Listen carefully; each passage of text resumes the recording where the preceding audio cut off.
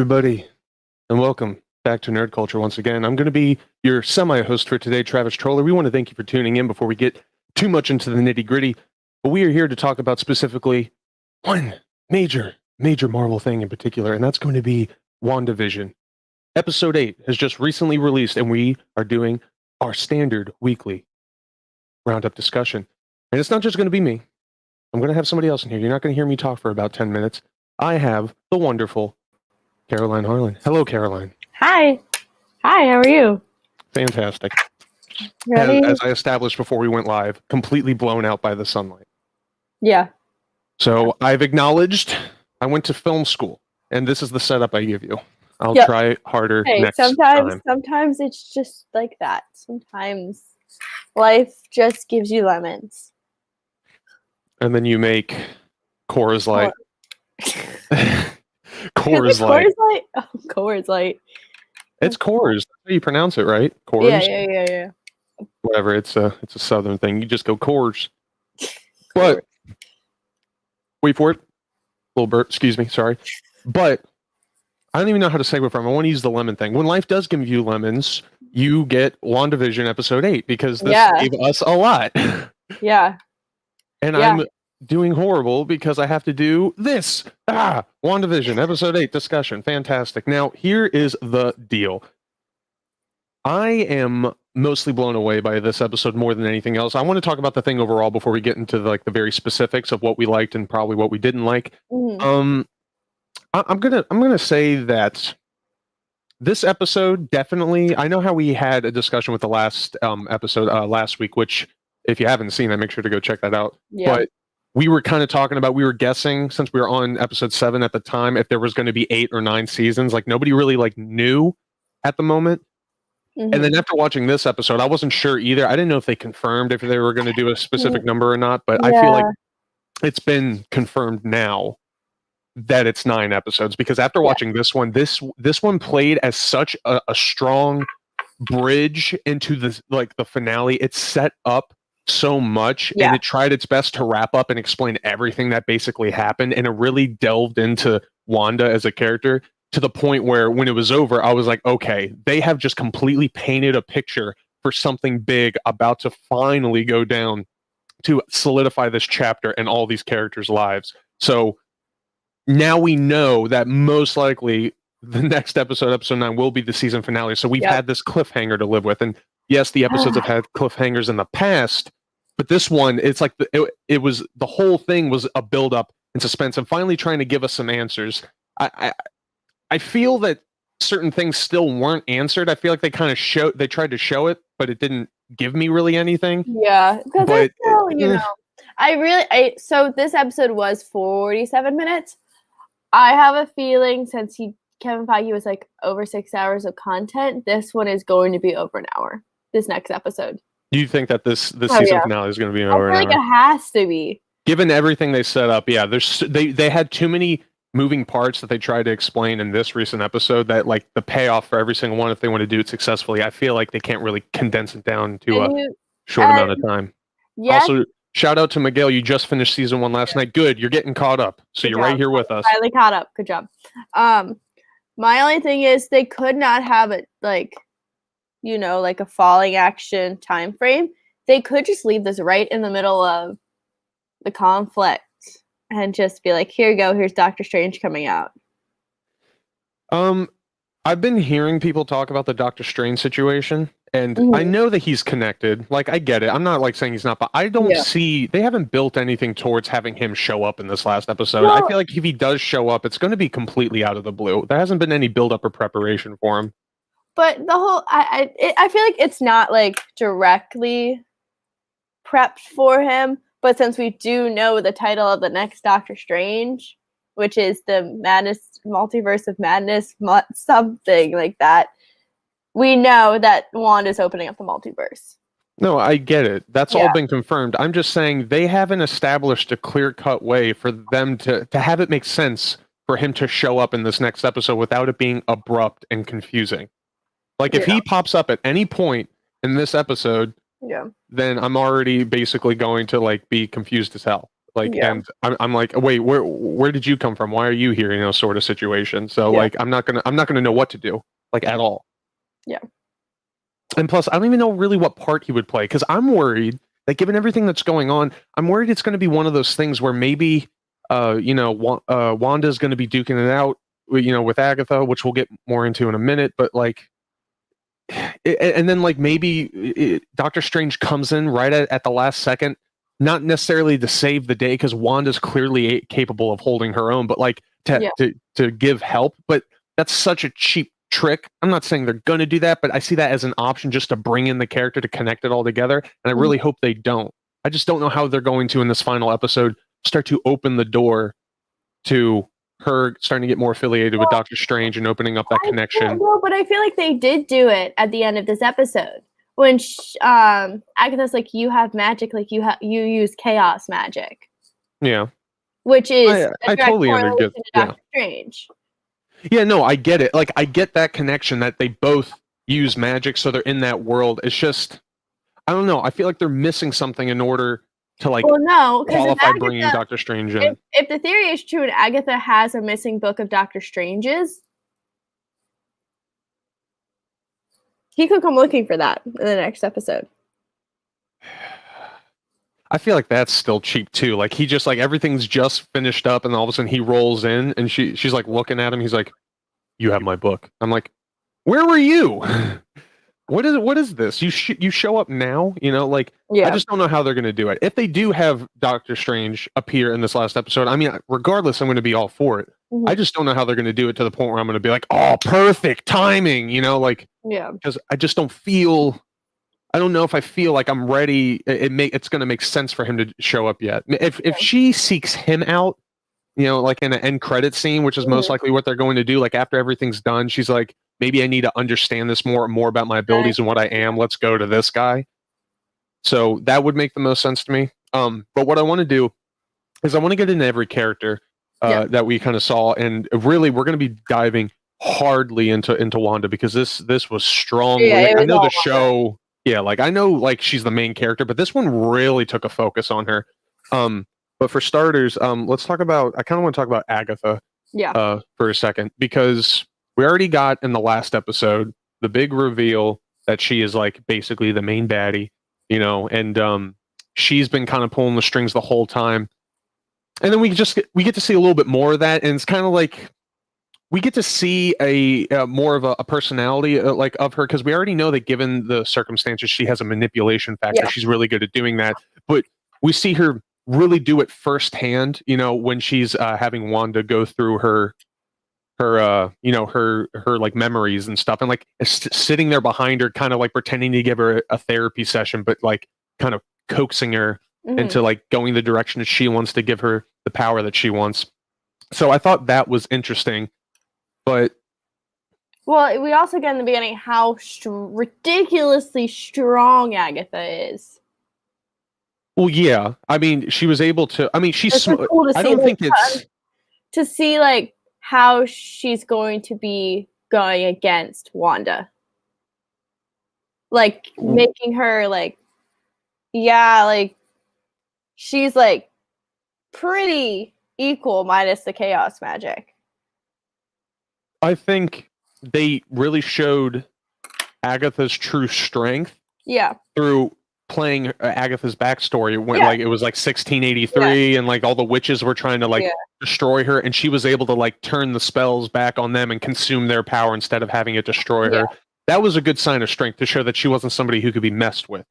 But what I found more creative than that was the fact that she was able to manipulate. Her manipulation I see as this character's main key element, because she didn't make the construct. You can tell from the dialogue she has with Wanda that she's curious about how she's like in awe of how Wanda has the power to do something like that. So she manipulated her way into the construct in order to get close to Wanda, to coax her into telling her. So, and everything leading up to that, of her like getting her to kind of make her own way into the dungeon where she has the spells, like the runes cast around, that allows for only Agatha herself to be in power and not Wanda, so she can throw around and everything.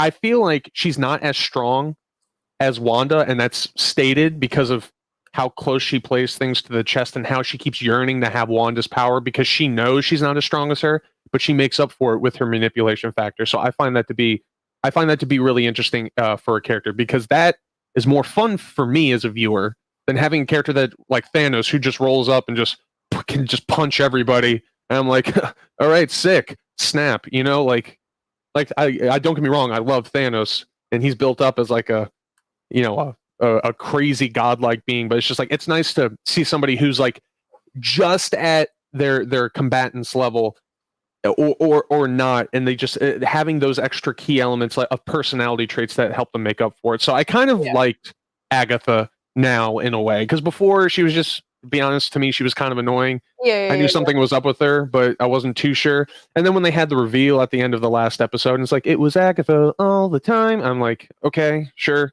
And I thought she was too cartoony, because there was all that like that classic like which you see in the 80s movies where they're just like I'm like, yeah, where are we right now? That really went well with the theme of the show. Sure, but I found it so corny that I was just like, oh my, I loved God. I want to give a shout out to Marvel fans. It went number 1 on iTunes. Did it? Yeah. Jesus. Well, then I have to put that up. Brian, is she really bad? Yes, she is bad, because she made that song number 1. No, I want to dive into that. I really think the situation of this in Marvel has been like pushing us in another direction the entire time very well. And it actually gave it away at the end of this episode. Agatha Misdirection, you say? I don't think Agatha is bad, as everyone thinks she is. Given the beginning scene, that was meant to be like, okay, she's a villain. There was no backstory onto why she was there. None. Could be an entire like Salem witch hunt thing, because that'd be funny. But the entire time she is like, her entire goal this episode is just to figure out how Wanda is doing the hex. That's it. She's just trying to figure out, how do you do that? How can I do that? Like, she's not harming Wanda at all. Because she needs her.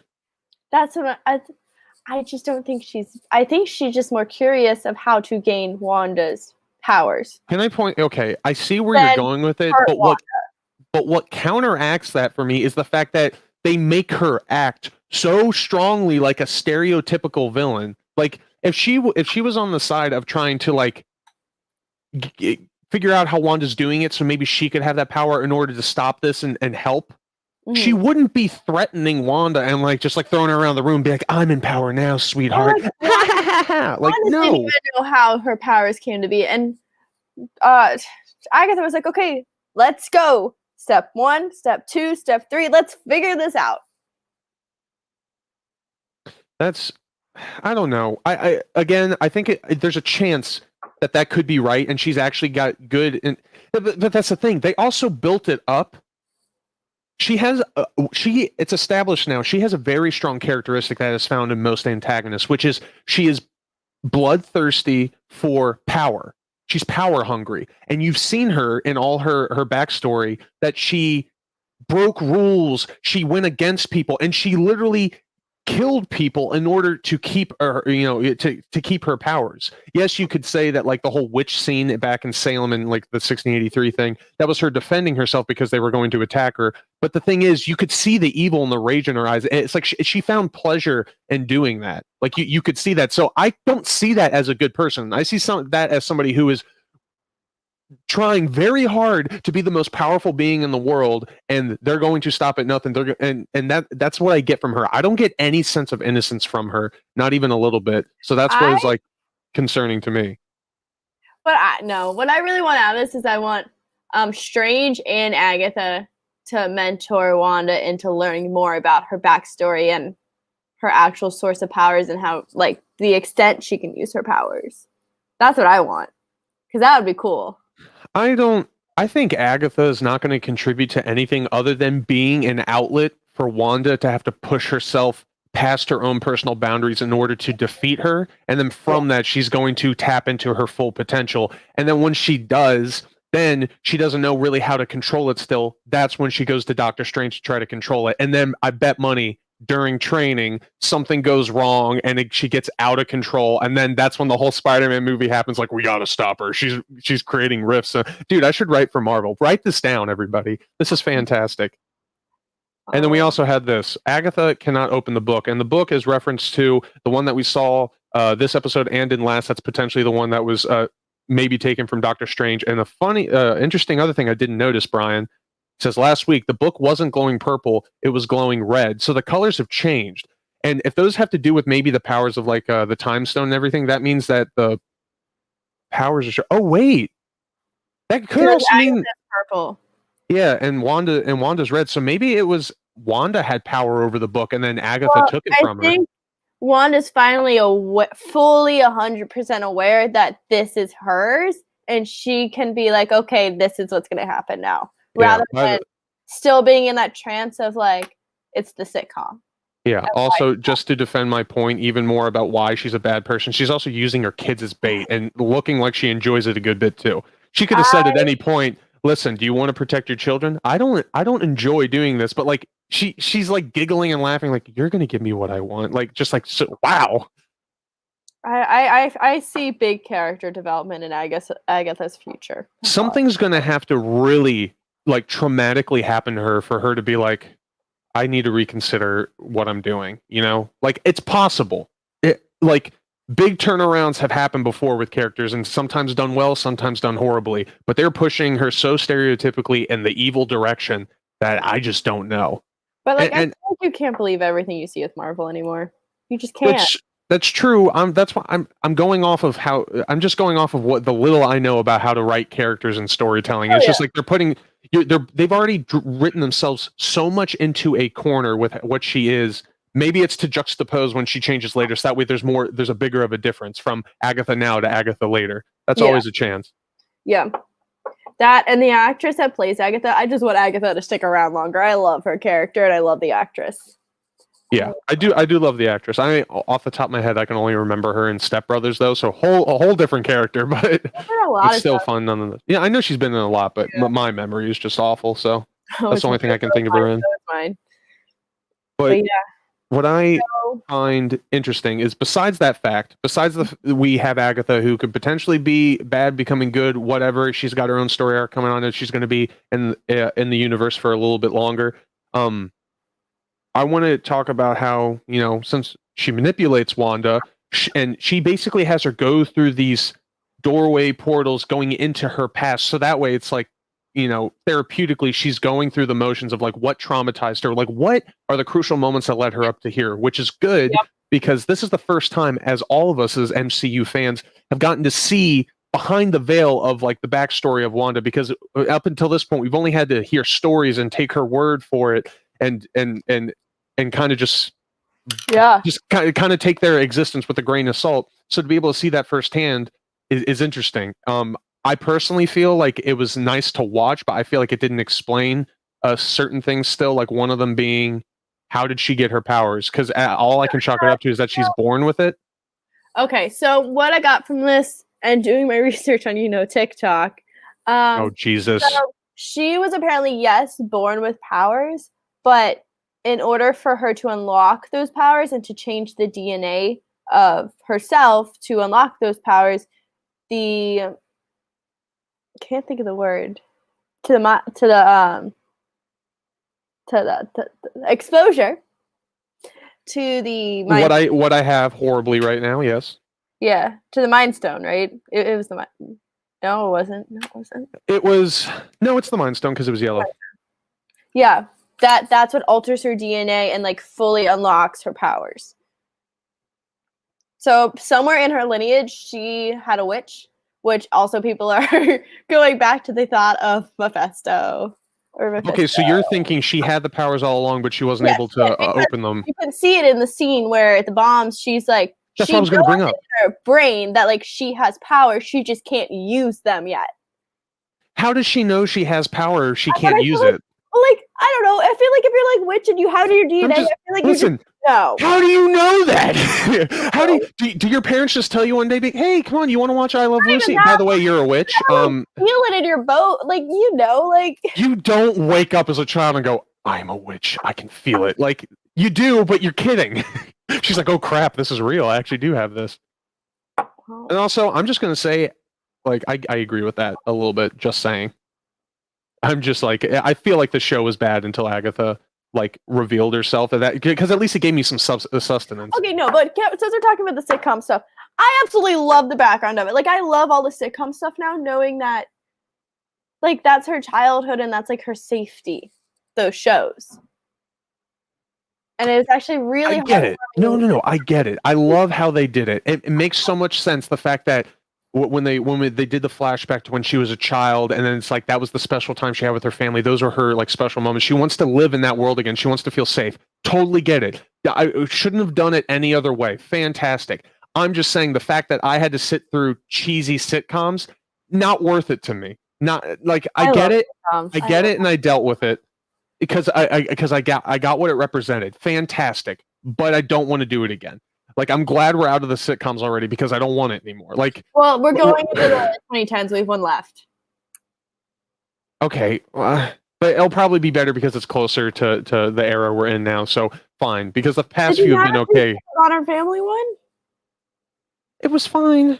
I'm mainly talking about when it first started off. After that first episode happened, yeah, and like, I'm happy they put 2 episodes together. Those first 2. Yes, I was happy about that because when I saw that, I was like, oh, they were speeding through this quickly. Because I'm gonna be honest, when I first started watching the show, and I bet money you all in the comments probably have the same feeling as I do, maybe a little bit, that when I got them in the kitchen for the first time, and she was like levitating the plates, and she hits him in the head, and he goes, "My wife and her flying saucers." Then the laugh track, I'm like, oh boy, okay, oh no, how much more? Like, when are we gonna see something good? So. But that's just me, and I'm just that type of person. Again, I still think the choice to do it and how it's been explained in this episode of it being her world and her safe space, totally get it. Makes so much sense. I love it. I love it. But, so moving into more of Rwanda's like traumatic background, we did get that really, really heartwarming scene. Somebody does agree with you. Yeah, thank you, Jean. Hold on, real quick though. When she told the story in the earlier films about her and Pietro. They were in their apartment. It got bombed by a Stark bomb. Yeah. Now that one. Yes. Did she say that they just sat in the rubble for 2 days and then eventually they just like kind of climbed out? Okay, so what I was confused about was in that she was trying to do something to the bomb. Are we saying that you're just defending your case that she knew she had powers, but she just couldn't do anything about it, so so they just ended up staying there? And she didn't know. Yeah.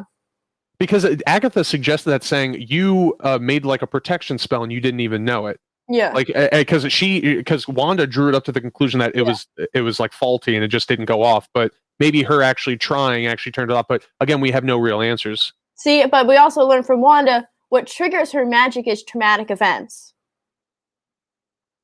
True. Which her parents dying, that I really think that's what originally triggered her magic. How though? Well, that's the same question of the hacks. Like, she didn't even know she did it until now. I don't know. I want to know more about how chaos magic works, because that just might be the way chaos magic is. Oh, it's like one of those things where it takes it can sense the chaos of the situation, the environment, and that's what initiates it. It's not really her. Maybe. I mean, if it's not really her, sort of situation, that's interesting. We might have a Dark Phoenix sort of not Dark Phoenix, the Phoenix situation with like Jean, Jesus, like Jean when she has this full untapped potential, but it's dangerous and she can't control it. And basically when she becomes the Phoenix, she's not even Jean anymore. She's this unstoppable evil being. So wait. Those were her real parents. The ones that died before she was orphaned. How do you know? Because that's the whole story that she's told. Oh, tell me, Caroline. Because that's the whole. If you're saying like, oh, it's because she's an orphan. No, like those were her birth parents. You sure about that? Pretty sure. How sure are you? Oh, and then Brian's just like, we'll find out soon.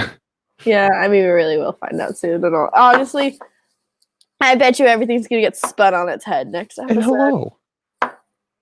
But Hi. and that was the other thing. The one thing I did. Wait. You are not lost. You're in the right place. You found the best place to be right now because we're talking about WandaVision. Why have you never done that before? Because I just recently got it and I haven't found a good moment until now to start using it because I got really into the conversation. I wish we were talking about Star Wars. Oh my god. Oh, well. Hi guys. What's up? It's just me. I don't know what just happened. Oh, there he is.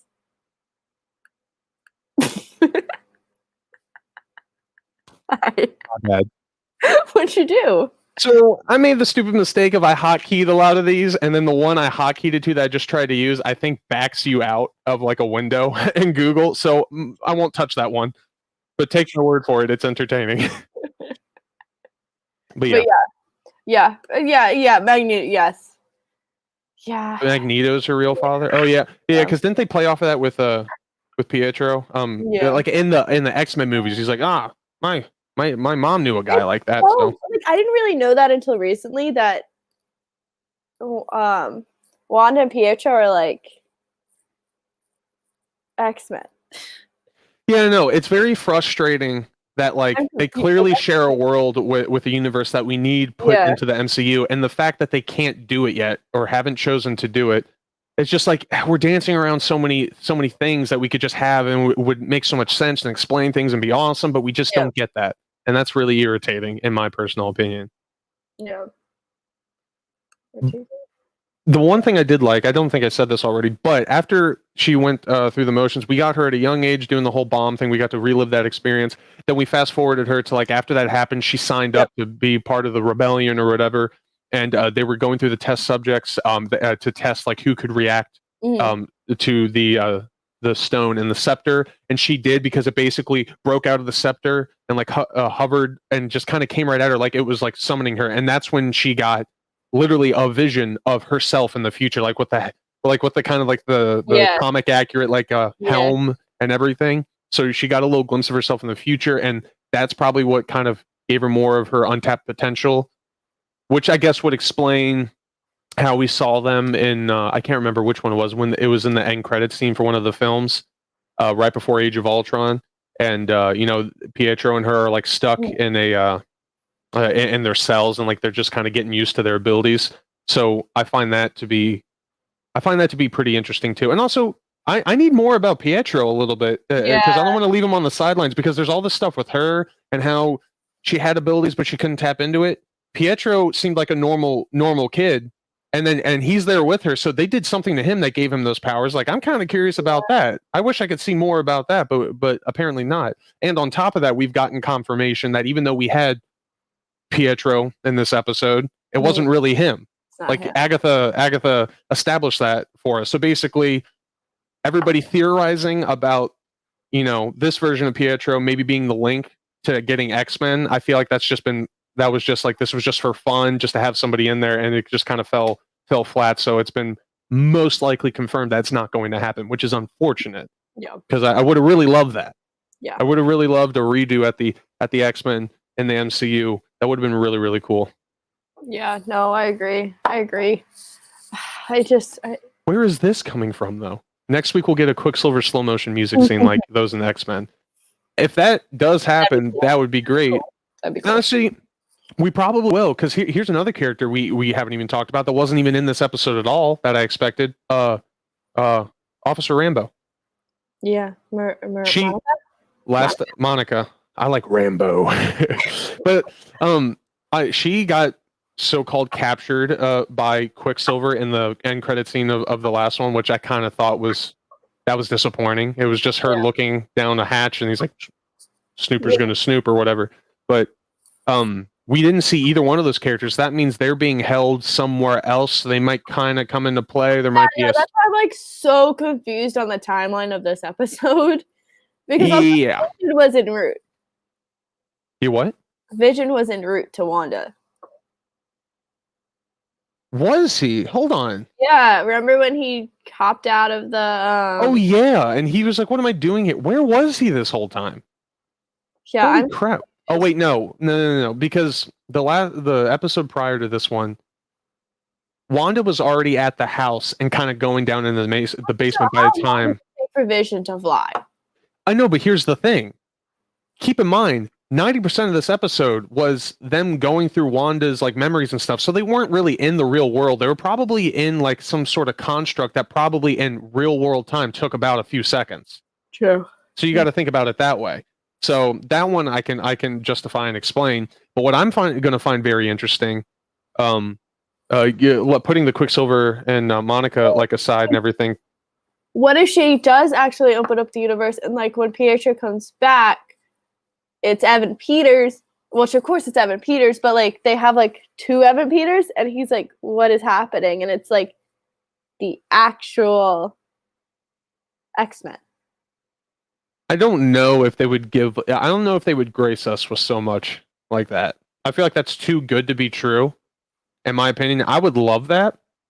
But there's just like Marvel has never been known to really just give us that much all in one. Like that would have been sick, but I don't think that's going to happen. To do it because it is the turning point between phases. It's actually going to be Fox Quicksilver. Mm-hmm. Now, I don't know who Fox Quicksilver is. I'm going to be honest. X-Men. Oh, I thought he meant like there's actually a Quicksilver named Fox Quicksilver. I'm like, oh, is he like orange or something? Does he like howl? I don't know. I mean, maybe. I don't know. But what I find interesting about that, I feel like I'm not going to find a better segue than that. You're on the topic of seeing, two of the same character going at it. We already have Vision en route. Oh, no. And let's talk about that end credits scene for a minute. I know we're all thinking about it. First, can I just say, because Nick's not here, the moment Nick finished this episode, he went, let me read you the text because we are arguing. While you do that, this is another thing. When we were talking about the Rambo situation, Jean says, "I think Rambo's captured, but Pietro is her little gopher." I don't remember seeing a gopher. Do you? It's a figure of speech. What do you mean? Explain it to me. Right? Pretend I'm a child because I am. It's a mole. Well, say mole. Say mole. I was thinking for a second that like Pietro was like turned into an animal. That's the other thing. People are theorizing that like that rabbit that Agatha's carrying around is Doctor Strange for some reason. So I don't know. That's going to be a little harder to explain. So the text I got in the morning was, "Can you say Ultron?" Can you say what? Ultron. I just said it. Ultron. Ultron. That was the text I got because Nick is very gung ho because I can speak for him because he called me and we debated for a while because he's not going to be on today. I got it now. Thank you. Okay. Oh, he's very into that. It's Ultron. You think it's Ultron? I don't think it's Ultron. He thinks so. Wait, he thinks that the person behind everything again is Ultron. Yeah. No. There's no evidence. There's absolutely no evidence. Oh wait. Yeah. I remember hearing something and seeing that they looked at the cast for the show and James Spader. Yeah, It's from the flashback episode. Oh, okay. Then no. I'm like, but it makes sense. No, it doesn't. Not even a little bit. Are they uploading something into the new Vision? How? All of you. How? There's been no context. How? It is. I don't believe it is. I don't know. So. I need a better evidence and a defense for that case because I don't see that happening at all. I just see this being between Wanda and Agatha, and then kind of like something more elaborate's at play that's going to involve Doctor Strange. I can see that happening. Well, I like that. Sam Williams, aka Wonder Man. I like that. I don't know. Anything is better than Ultron again. Like, I love Jason Spader, but I don't need that again. I don't mind. Look, if he did come back, I'm not going to argue it. I just hope they do a good job. But like, I just don't see that happening. And Marvel gives us twists, yes, but they always have things that like evidence that kind of like would have it make sense when they finally do pop up. And since I haven't gotten that, I don't see that being a thing. Yeah.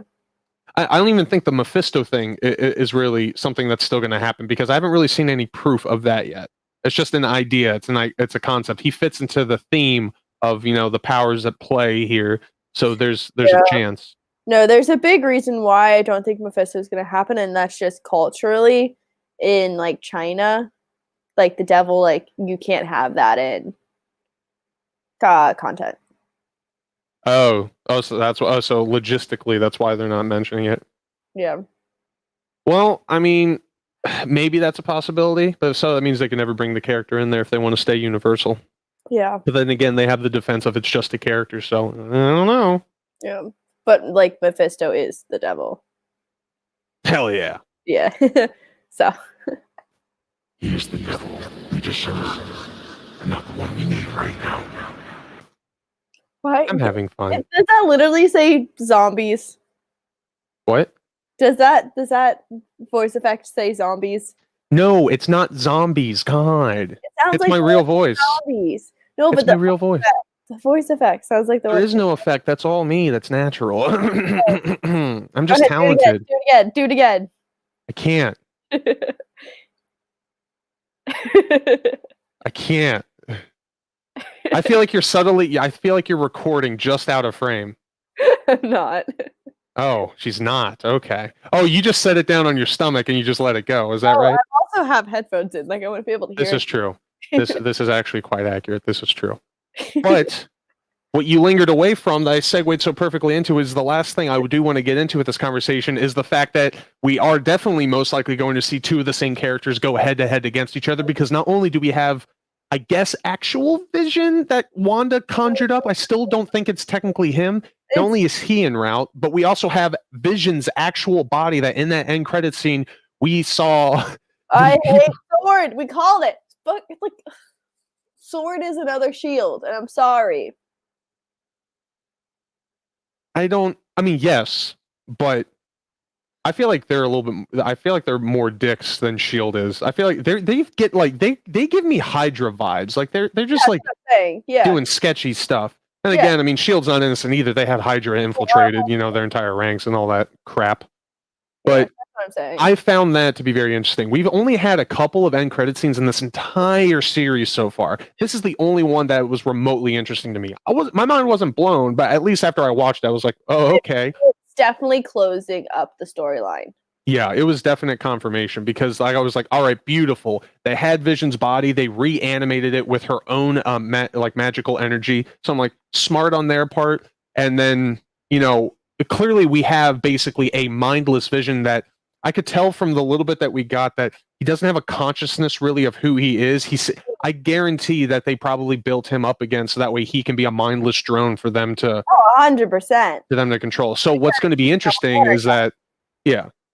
So what I find interesting about that is that they're putting Wanda in a setting where she did all this for the person that she loved, the person that she's mourned for the most, and now she's physically fighting him again because that's his actual body. So she has to fight the one she loves that she's fought so hard to keep. Now she's going to have to make the choice of destroying it, and she has to come to terms with the fact that, like, looking that version of Vision in the eyes and knowing you are dead, this isn't you. I have to let you go. Like I see where it's going. I'm like, ooh, it's going to be a lot of emotional roller coaster.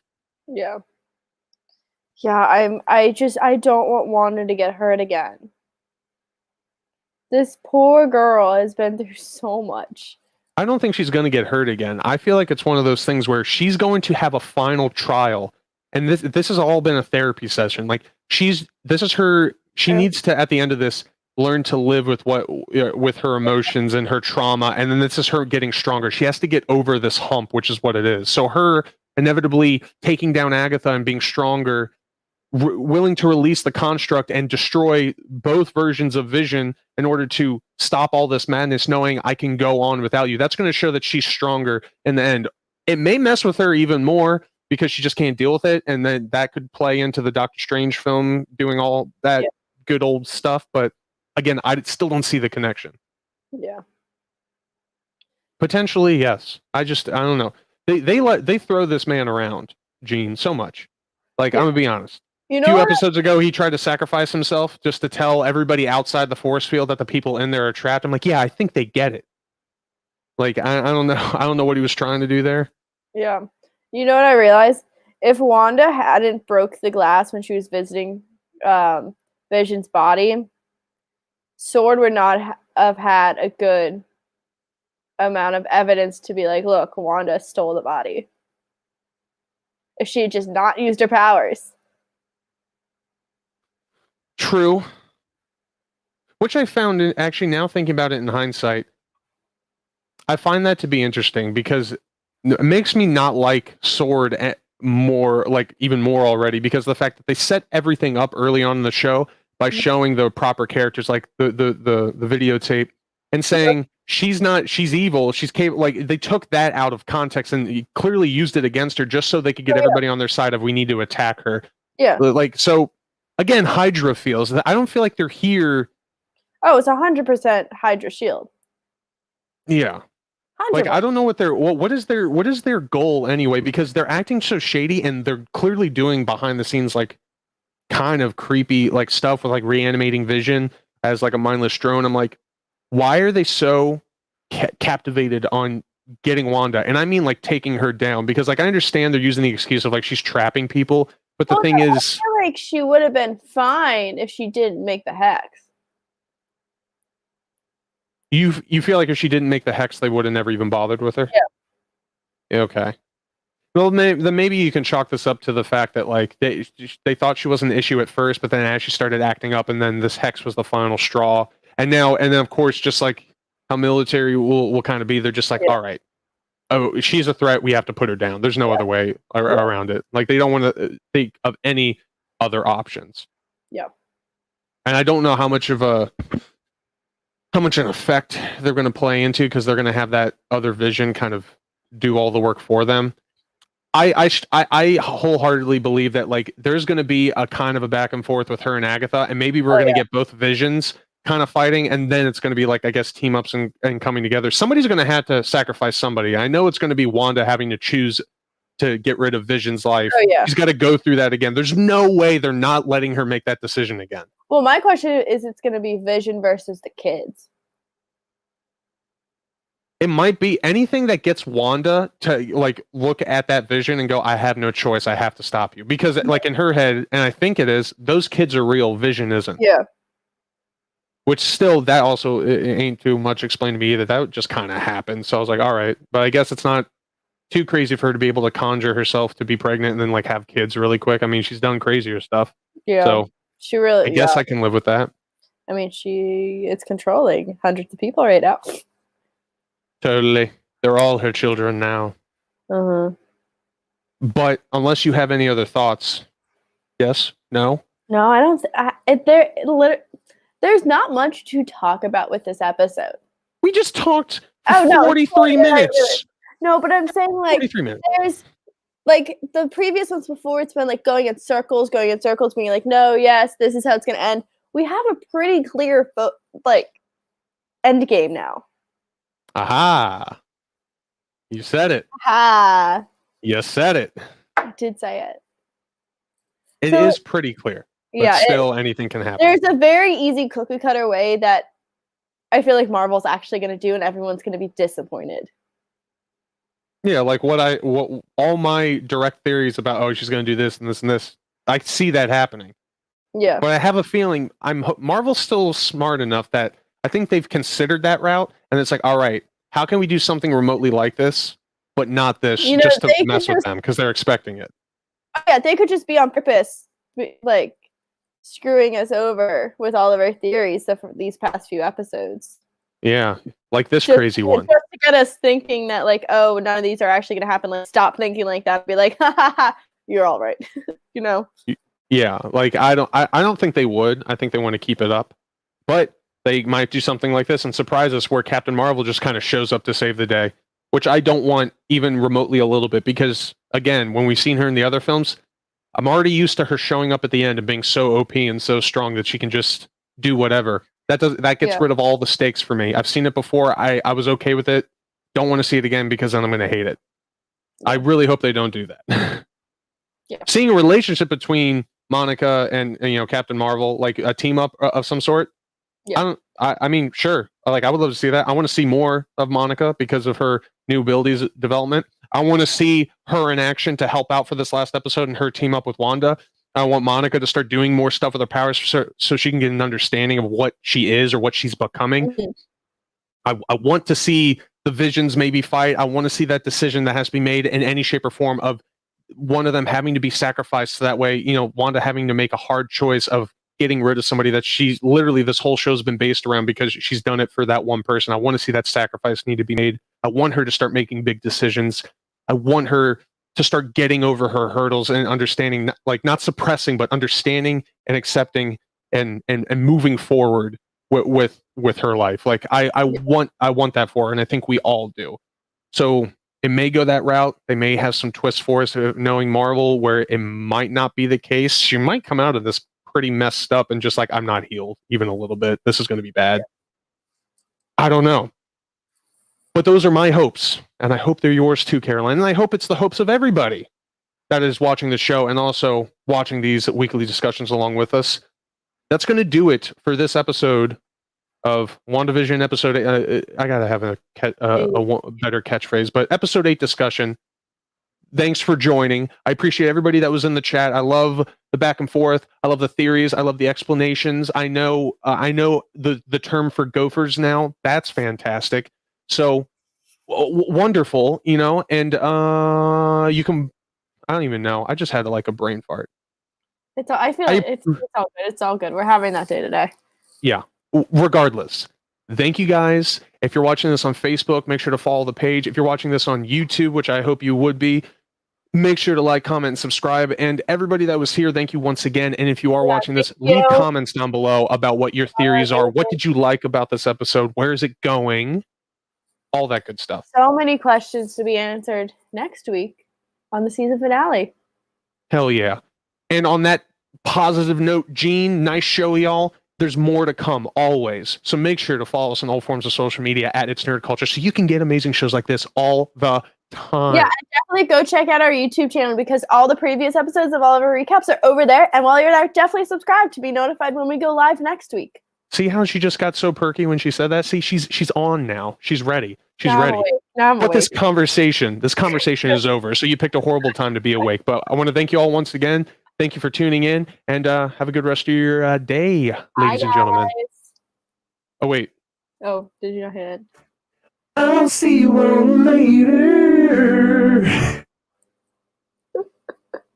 Okay, bye. Oops. Oh, wait.